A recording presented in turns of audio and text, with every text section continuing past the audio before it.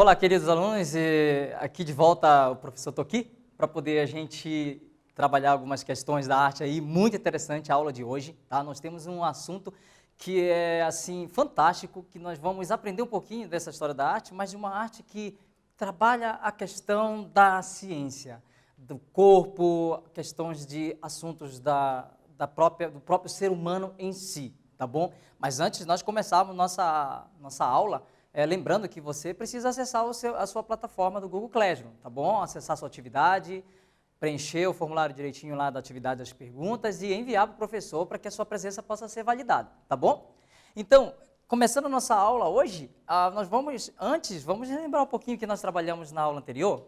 Nós trabalhamos a questão da pintura egípcia, a origem técnica, vimos alguns detalhes sobre essa pintura egípcia e algumas dessas reflexões sobre a materialidade, como é que eram feitas e tudo mais. Mas interessante que nós vimos também foi a questão da pintura e nós vimos como ela era caracterizada, tá? E aí nós vimos a lei da frontalidade, né, que o personagem era pintado de uma forma de perfil, né, em que o tronco precisava ficar de frente e tudo. Então, nesse trabalho, a gente, então, relembrou algumas coisinhas muito interessantes e vimos nessa parte as características da própria pintura nas paredes, ou então o resultado final do trabalho e por que elas eram feitas, tá? Então, a gente viu esses temas e aí nós vamos continuar agora com o Renascimento. E aí, no Renascimento, nós vamos pensar, então, alguns pontos importantes. Por exemplo, a origem do termo Renascimento. Nós vamos compreender um pouquinho como foi que surgiu isso, como é que é esse momento de grande transformação na produção artística e científica. Também nós vamos ver as principais características desse período, tá? E importantes obras, tá? Então, começando primeiramente, antes de nós entrarmos com mais detalhe, gostaria muito que vocês pudessem prestar atenção nesta obra aqui, tá? É de Rafael. Vamos fazer uma reflexão sobre isso. Esta obra, a gente olha e percebe logo uma leveza, uma suavidade, uma tranquilidade, uma espiritualidade. A obra em si, ela tem uma forma de cativar o nosso olhar. Ela é muito sutil.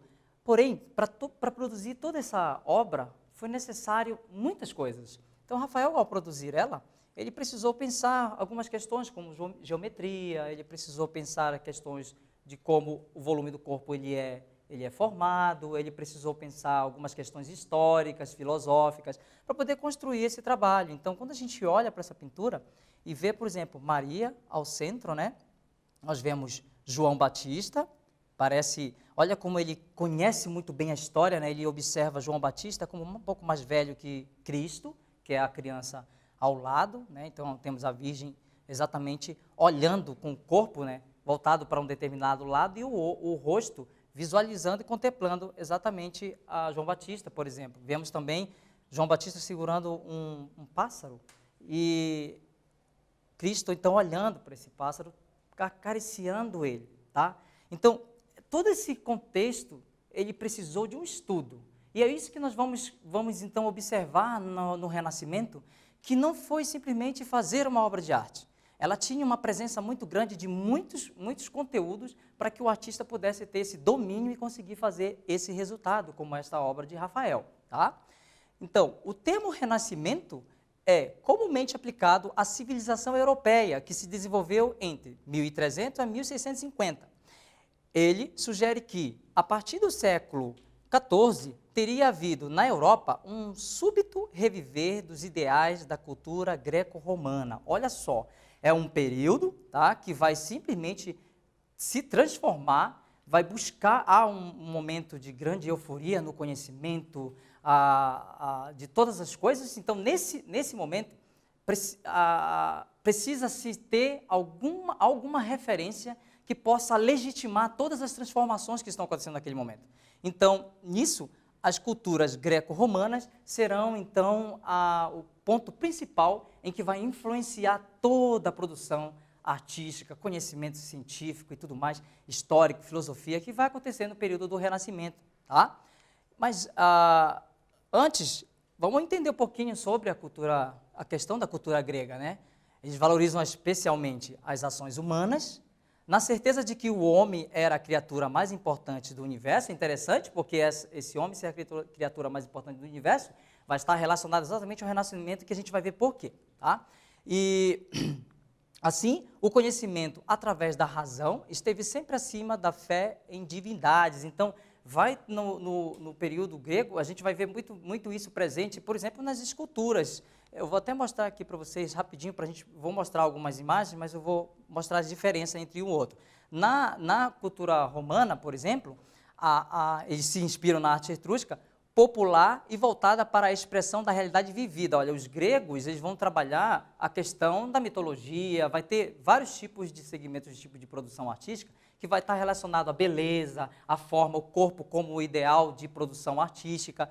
Já na cultura romana, a realidade vivida e a do greco-helenística orientada para a expressão do ideal de beleza. Então, eles vão também se influenciar na cultura grega também, porém, a realidade vai ser muito real na produção artística deles. Por exemplo, eu vou mostrar aqui para vocês duas obras de períodos diferentes. Nós temos aqui, de povos diferentes, nós temos aqui, por exemplo, a cultura grega. Então, a questão do corpo como centralidade, esse corpo ele tem todas as suas formas e detalhes são apresentados com muita nitidez, com muita perfeição. A beleza é a ferramenta muito presente na obra dos gregos, então tudo isso vai estar presente em um resultado de uma escultura, por exemplo. Já na romana, o personagem ele é real, ele existe, tá? Então, esse personagem ele vai estar ali presente. Então, tem uma história, ela vai retratar personagens da história, imperador e tudo mais, tá? Então, é importante nós entendermos essas diferenças. Aí eu trouxe aqui para vocês um quiz, tá? Que vai ajudar a gente a poder compreender um pouquinho a questão do Renascimento aí, se vocês pegaram aí esse assunto. O que foi o Renascimento? Um movimento que busca o reviver dos ideais da cultura egípcia, um período da Europa em que houve um rápido abandono da arte, um movimento de origem europeia que busca a inspiração dos ideais da cultura greco-romana. Vamos ver aí se você conseguiu pegar esse conteúdo até aqui e a gente vai voltar com a resposta dela, tá bom?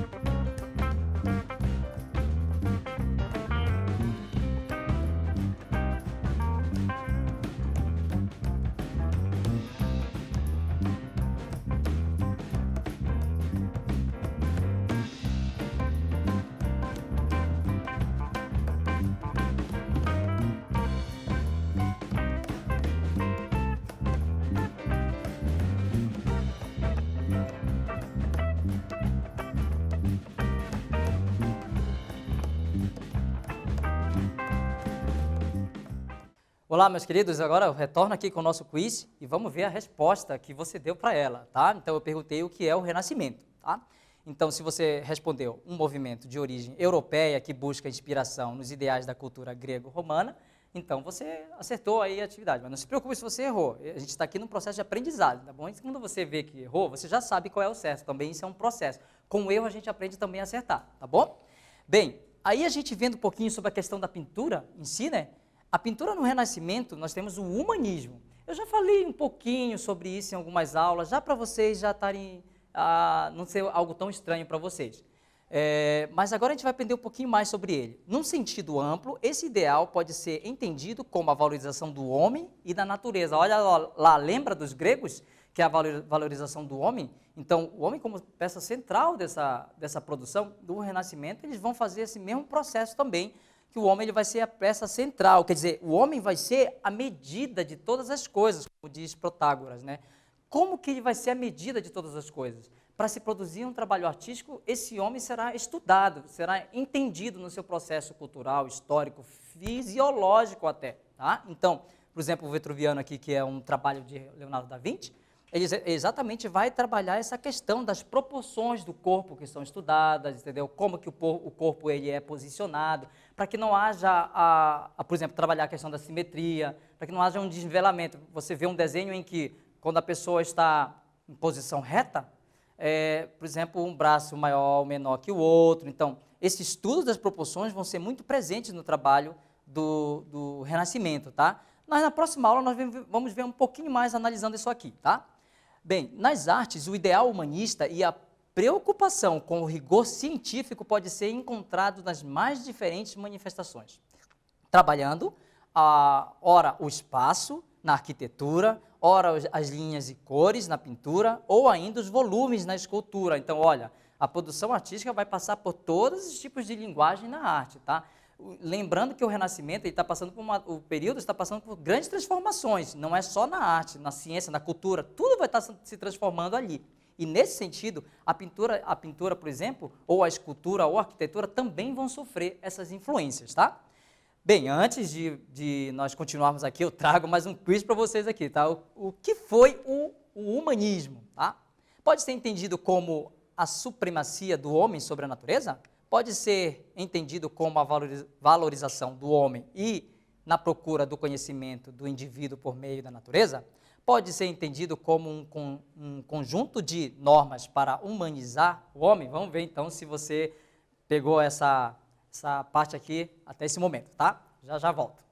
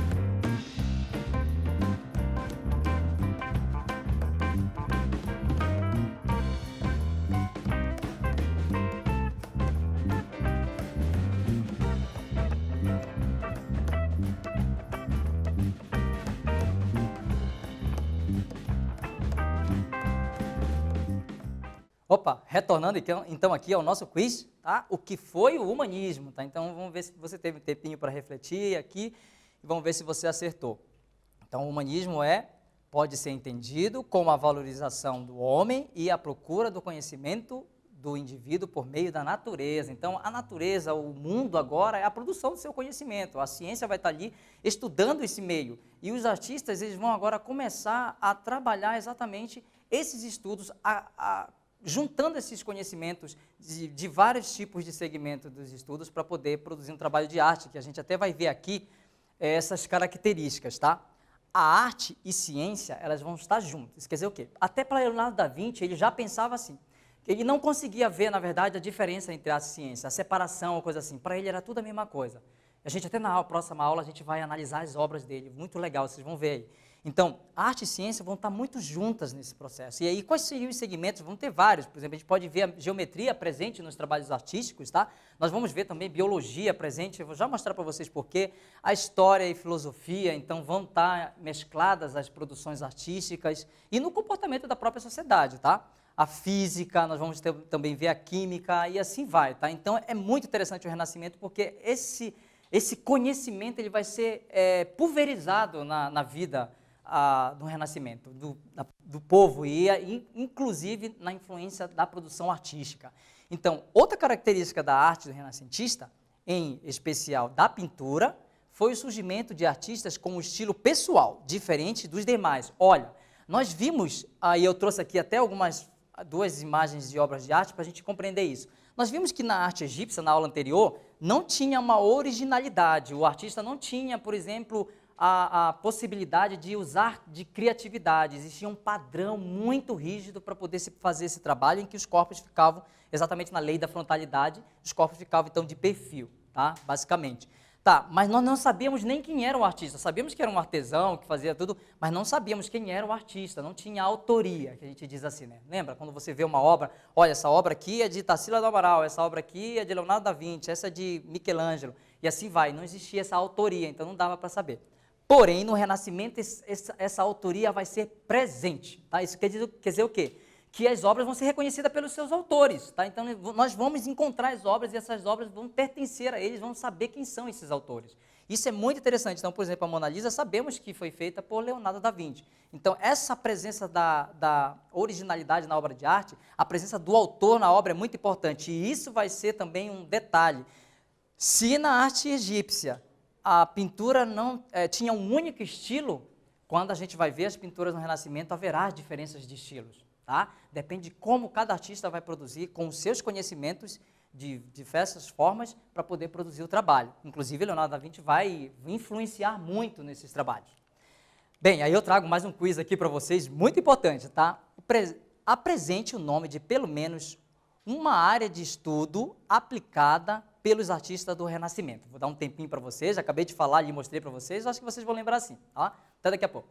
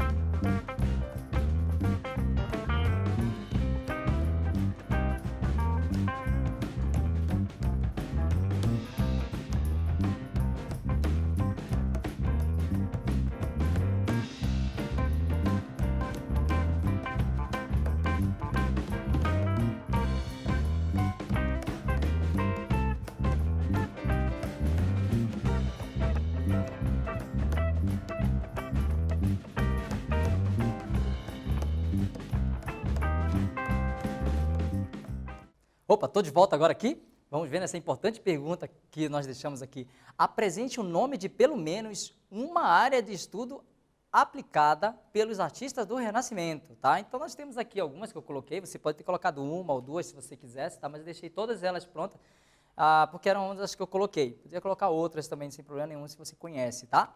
Beleza, então se você acertou até aqui, você está indo bem, viu? Se você não acertou, você já está aprendendo. Quando você errou, você já percebeu ali, nossa, já sei agora. Isso é muito importante. Isso também é um processo de aprendizado.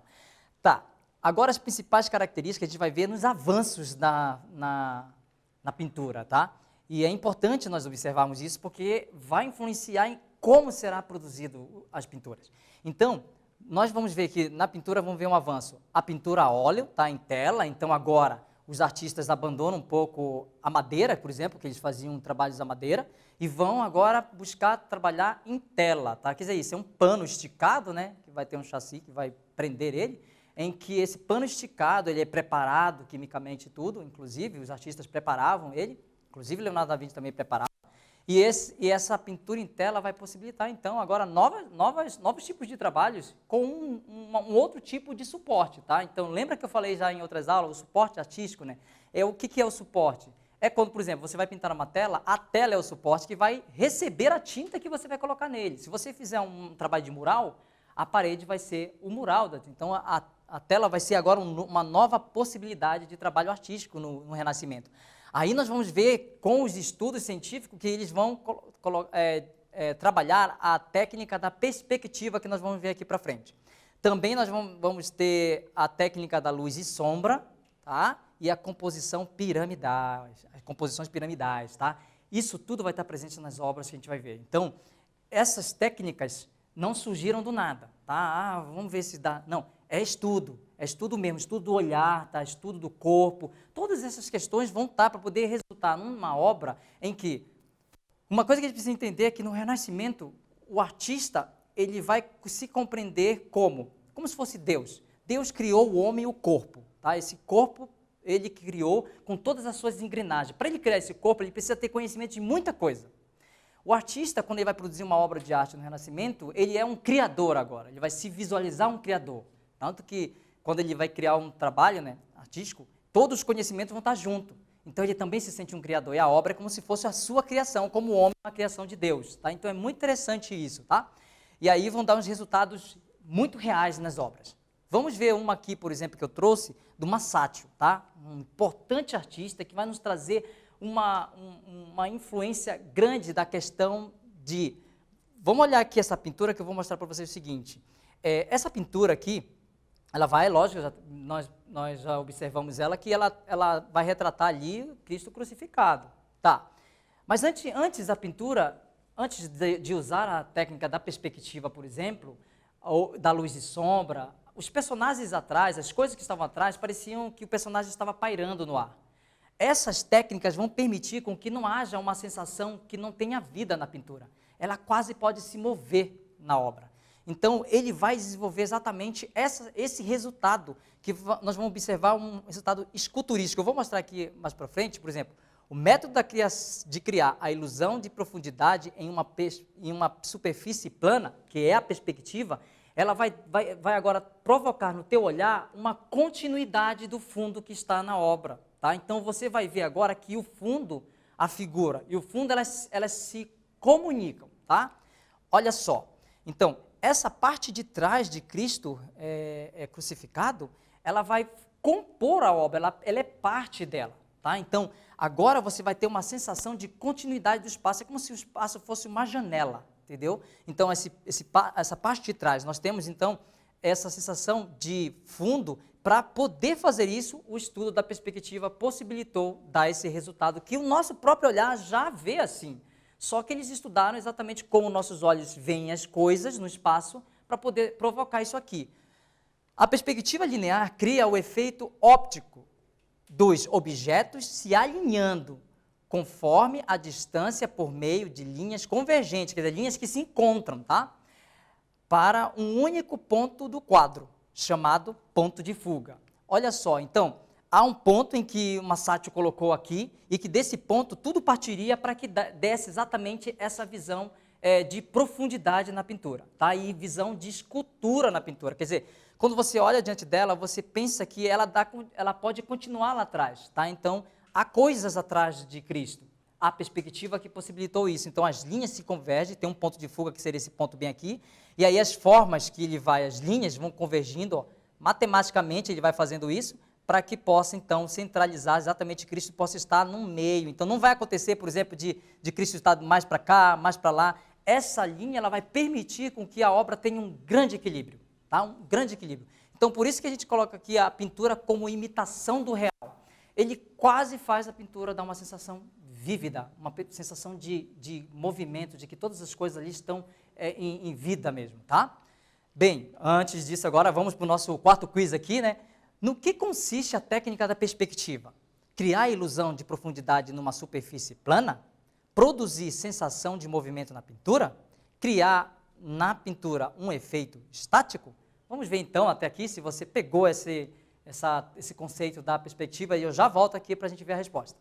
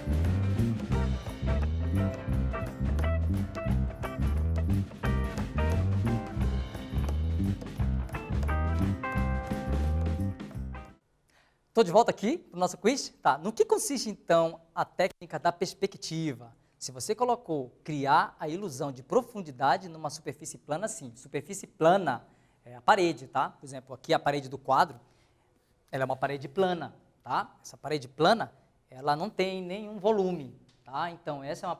Mas o artista consegue, na pintura, numa parede plana, que é isso aqui é um afresco, né? Que uma pintura na parede, e que dá um efeito ilusório de continuidade, como eu falei para vocês, tá? Do nosso quiz aqui, beleza? Bem, aí eu trouxe uma outra pintura aqui também, que é do Piero della Francesca. Imobilidade e beleza geométrica. Por que isso? Bem, Leonardo da Vinci vai trazer uma possibilidade muito grande, que é a questão da proporção piramidal. O que é isso? Tá, os rígidos retratos em perfil e o agrupamento de figuras em uma grade horizontal, no primeiro plano da pintura, deram lugar a uma configuração piramidal, mais tridimensional. Essa composição simétrica alcança o clímax no centro. Vamos ver aqui, então, essa pintura. Tá? Nós temos aqui Cristo aqui ao centro, né? Então, a pintura vai retratar uma passagem bíblica. Lembra que eu falei para vocês que além simplesmente de fazer uma pintura, há também um estudo histórico, por exemplo, para poder se representar no trabalho desse, tá? Mas aí tem o agrupamento de personagens aqui. Vamos entender uma coisa aqui, nós temos figura. As figuras são os personagens, tá? Essas são as figuras. O que está atrás deles é o fundo da tela, tá? Então, esse efeito piramidal, que a gente vai dizer, essa proposição piramidal, o que o artista vai produzir aqui, o Piero? Ele vai pensar o seguinte, de agrupar os personagens num limite de uma pirâmide para colocar em uma ordem hierárquica. Tá? Então, Cristo é o mais importante nessa pintura. Ele é a peça central da pintura. Então, ele precisa realmente ser destacado. Ele precisa ser o centro do nosso olhar. O nosso olhar precisa de algum lugar para olhar primeiro. E é esse lugar aqui que ele quer. E aí, ele agrupa os personagens de formas diferentes, exatamente para dar esse efeito tridimensional. Quer dizer, nós percebemos, então, Cristo como personagem central e que os outros são, vamos dizer assim, secundários, os personagens secundários. Então, ele está sendo privilegiado nessa pintura. Então, esse efeito nós vamos ver que outras pinturas, outros trabalhos artísticos também vão usar essa mesma possibilidade, tá? Aí eu tenho aqui também Michelangelo, a genialidade a serviço da expressão da dignidade humana. Gente, esse trabalho é fantástico, esse afresco. Michelangelo, ele vai trabalhar, então, agora aqui, nós vamos observar a questão, por exemplo, o estudo do corpo, tá? Olha como o corpo é muito bem representado no trabalho de Michelangelo. Vamos ver aqui. A luz e sombra ou chiaro escuro, que é exatamente a técnica que vai dar esse resultado que a gente vai ver na pintura. Técnica para modelar formas em que as partes mais claras parecem emergir das áreas mais escuras, produzindo na superfície plana a ilusão de um relevo escultural. Então, é um resultado que vai dar quase esculturístico numa pintura, numa parede plana, como eu falei para vocês, lembra? Então, esse resultado da pintura de Michelangelo, esse resultado da luz e sombra, o estudo do corpo, ele estudou esse corpo, tá? E aí é interessante que nesse momento vai surgir também no Renascimento a autópsia, né, o estudo do corpo. Então eles vão estudar mesmo o corpo de mortos para poder compreender todas as suas engrenagens, como é a sua funcionalidade, tá? Na natureza e tudo. Então esses estudos da luz e sombra vão dar um efeito de resultado quase real. Então a gente pegando a pintura aqui, quase real, você percebe realmente os resultados dos corpos, mostra muito o volume do corpo, né? Mostra os músculos, os resultados, como são bem trabalhados. Por isso essa questão do humanismo, né? De fazer com que o corpo ele seja realmente a centralidade na produção artística de um trabalho do Renascimento, tá? Beleza, então, agora, continuando aqui, eu não podia jamais deixar de trazer a Pietà, que é uma escultura incrível também de Michelangelo. Inclusive, gente, se vocês olharem bem, podem pesquisar na internet e ficar contemplando ela. Observem, gente, isso é feito no mármore, né? Observem como que Michelangelo conseguiu fazer esse pano tão real, gente. Tá? Esse corpo, olha, o Cristo, a gente vê esse corpo que realmente não respira mais, que ele está morto nos braços de Maria, tá? Então, olha os panos das roupas de Maria, a expressividade de Cristo. Então, esse trabalho ele realmente ele traz um efeito que até, se diz, o artista falava, né? Parla, quer dizer, cara, nossa, você já está pronta. Você está pronta, você tem vida, agora só falta você falar, tá? Então, isso é interessante. E a composição piramidal vai estar também presente, ó, tá? Quer dizer, para que possa realmente privilegiar os personagens que estão dentro dessa produção de um trabalho esculturístico no Renascimento. Bem, aí eu trago agora o nosso quinto quiz. Qual é o resultado obtido com a utilização da composição piramidal na pintura? Aí, A, promoção de um efeito opaco na pintura, criar um efeito de tridimensionalidade na pintura, realçar o efeito da luz e sombra na pintura. Vamos ver então qual desses daqui é a opção correta, tá? Já volto.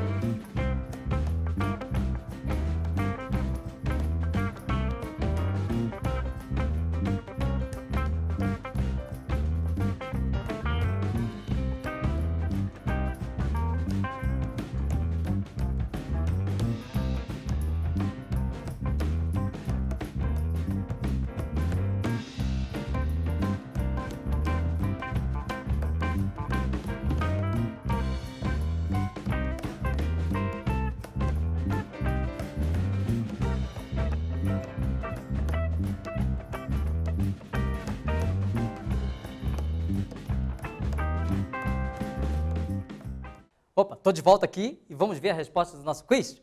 Qual é o resultado obtido com a utilização da composição piramidal na pintura? A, promoção de um efeito opaco na pintura. B, criar um efeito de tridimensionalidade na pintura. C, realça o efeito da luz e sombra na pintura. Bem, criar um efeito de tridimensionalidade na pintura é essa a opção, tá? Então, é muito importante de você não esquecer que a produção de um trabalho artístico, para dar esse efeito piramidal, para dar esse efeito de tridimensionalidade, não foi só um recurso, apenas uma ideia, mas um estudo, tá? Para poder chegar a esse ponto, essa genialidade do artista, né? Aí eu trago aqui para vocês uma atividade que nós vamos fazer um testezinho desse efeito, dessa proporção piramidal, tá? Primeiro, pegue uma folha em branco, use o lápis e régua, tá? Se você não tiver lápis e régua, não se preocupe. Se você pode usar a caneta, se você não tem régua, quando não tinha régua, eu pegava o lápis mesmo, já usava como régua, ou então eu pegava qualquer base que fosse, ou uma caixinha, ou então até um pedaço de papel que eu fazia uma tira reta. Então você pode usar a sua ideia para poder conseguir fazer, se não tiver uma régua com você, tá bom? Desenhe um triângulo, tá? Então você vai fazer um triângulo ao jeito que você quiser, tá?